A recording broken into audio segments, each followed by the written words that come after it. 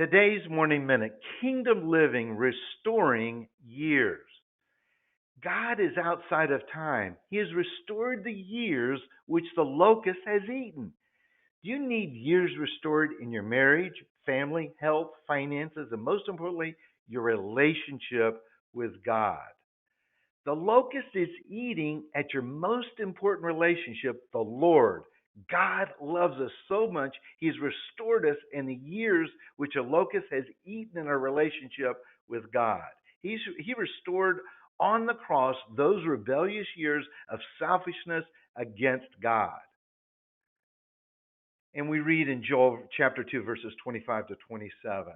So I will restore to you the years that the swarming locust has eaten, the crawling locust, the consuming locust, the chewing locust, my great army which I sent among you. You shall eat in plenty and be satisfied, and praise the name of the Lord your God, who has dwelt wondrously with you. And my people shall never be put to shame. Then you shall know that I am in the midst of Israel. I am the Lord your God, and there is no other. My people shall never be put to shame. Jesus Christ restored all the years that the locust has eaten in your life, marriage, finances, and health. He redeemed us from the curse of the law, has given us life abundantly like He had before the fall. This is now for those who have received the gift of salvation and the gift of righteousness through the Holy Spirit. We have victory over the deceitfulness and lies of Satan. We have the truth of the Word of God, Jesus Christ, through the Holy Spirit living in us. Every need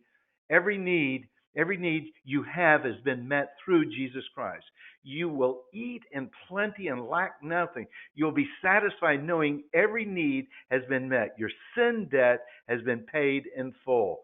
The Hebrew word for restore is shalem, which means as follows: fully repay, made it good, pay back, recompense, repaid, rewarded, surely made restitution.